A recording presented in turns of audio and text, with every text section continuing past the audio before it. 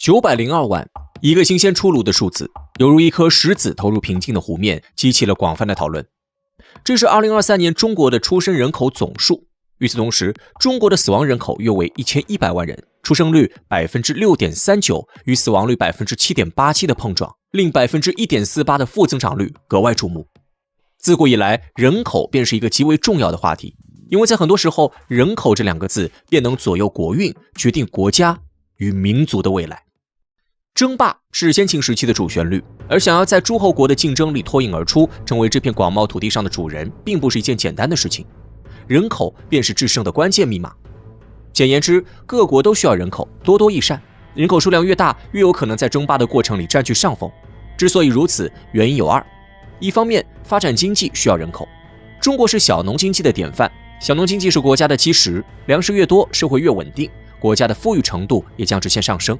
而小农经济的腾飞离不开人口，人口意味着劳动力。在铁犁牛耕的时代，种田的效率与劳动力的多少紧密捆绑，因此各国跃跃欲试，推出种种举措鼓励生育。另一方面，打仗也需要人口，在战场上，人口的重要性不言而喻。不仅某些战术需要以人海为支撑，说得更直白一些，人口多的国家纵然有牺牲，也相对损耗较小。就这样，人口成为了乱世之中的珍贵资源。在这场充斥着刀光剑影的争斗里，秦国最终胜出，秦始皇完成统一，成为了千古一帝。而始皇帝最关注的事情依旧是人口。根据史记记载，早在公元前231年，秦国便开始要求统计男子数量、登记年龄，随后人口管理不断加强。据粗略统计，秦朝初年，中国的总人口数约为2000万，正是这批关键的人口为发展奠定了基础。纵然乱世的硝烟已经远去，但人口的重要性丝毫不减，或者说这才是考验的起点。王朝的兴盛荣辱与人口深度绑定，不可分割。在战时，人口最主要的作用便是生产粮食与提供战力，而战争结束后，人口的用途大大拓宽，成为了各个领域发展的基石。秦朝历经20而亡，留下了许多遗憾，但很快汉朝接过了旗帜。尽管王朝更迭，但无论秦汉，统治者的目标却是一致的，他们不满足于建立一个普通的国家，辽阔富有强盛的大一统帝国才是他们的终极梦想。世界上的任何一个庞大帝国都需要人口的支撑，唯有如此，帝国才能如同一台精密的仪器般，在历史的轰鸣声中正常转动。因此，汉朝毫不犹豫地延续了先秦以来的人口政策，抓住了文景之治的关键机会，趁着政局稳定、处处和平，继续鼓励生育，形成了中国历史上第一个生育高峰。汉景帝时期，中国的总人口超过3000万，到了西汉末期，人口翻了足足1倍，达到了6000万。毫不夸张地说，巨大的人口总数为中华文明奠定了独有的气质，甚至成为一种根深蒂固的文化基因，流淌在每个人的血液中。中国对大一统王朝的执念也与此有关。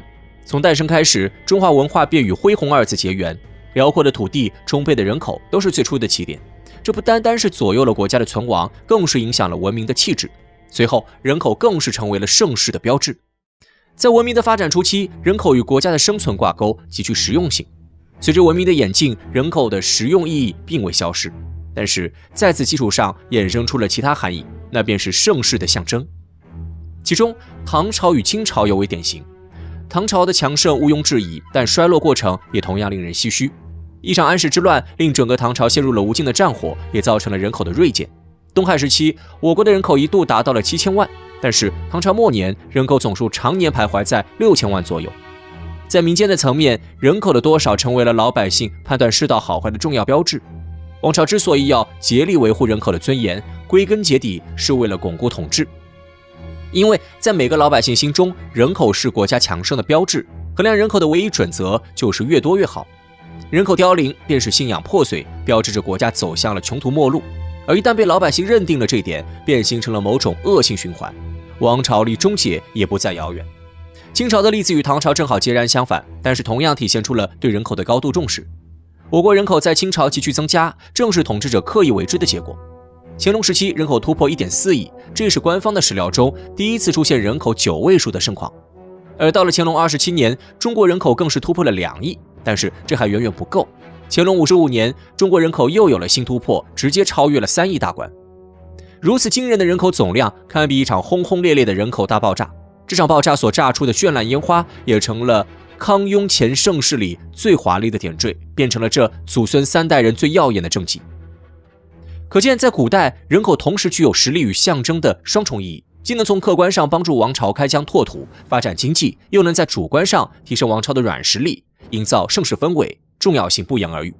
但是进入近代后，情况发生变化，人口政策朝着更复杂的方向发展。近代工业革命发生后，人口对于国家开始有了不同的含义。在工业时代里，生产力才是关键，无论是蒸汽还是电力，都为人类打开了新世界的大门。人们逐渐意识到，单纯依赖人力的时代已经过去了。未来如何利用最少的人提升生产的效率，才是国家强大的核心。当工业生产力不足，人却太多的时候，人口反而会成为累赘。但反过来，正如同硬币的两面，现代工业文明里还有着一项关键的人口红利。人口充足的发展中国家，生产成本低，更容易受到资本市场的青睐。可一味的利用人口红利，也会令国家陷入窘境，永远无法站上产业链的顶端。可见，人口问题不再如古代般简单，而是更加灵活复杂，需要根据实际情况及时调整。在调整的过程里，人口对国家的意义也愈发明晰。比如，新中国成立之初，国家百废待兴，而我国当时的工业化程度还不足以实现机械的全面覆盖，因此国家需要大量人口。从1949年到1953年是我国的人口恢复阶段。1949年，我国仅有 4.75 亿人，到了1953年，我国人口已经增加到了 6.02 亿。充足的人口以意想不到的速度重建了中国，令国家迅速摆脱了战争的阴霾，具有极其积极的作用。但是问题很快出现了，人口的增长规模大大超出了规划的预期，人口过多，粮食产量却跟不上，矛盾就此出现。于是，学者马寅初发表了著名的新人口论，呼吁控制人口，得到了各界响应。就这样，计划生育的政策开始酝酿。该政策历经波折，直到1971年，我国人口突破了 8.41 亿，计划生育才重新回到了人们的视野中。1978年，该政策被写入宪法，随后严格执行，取得了较好的成效。80年代，国际形势骤变，中国无法在国际市场上大量进口粮食，杂交水稻尚未推广，吃饭仍是难题。另外，市场经济的活力尚未显现，就业岗位不足。倘若中国没有在70年代出手，果断控制人口，那么后果不堪设想。随着时代的发展，我国近年来又渐渐放开了生育政策，这是因为国家逐渐强大起来，吃饭不再是问题，人口数量不再是造成社会矛盾的主要因素，最核心的矛盾焦点一跃成为了人口结构。人口老龄化的趋势愈演愈烈，养老问题未来将成为国家发展中不可回避的一环，而开放生育的本质就是改善人口结构，从而为长远打算。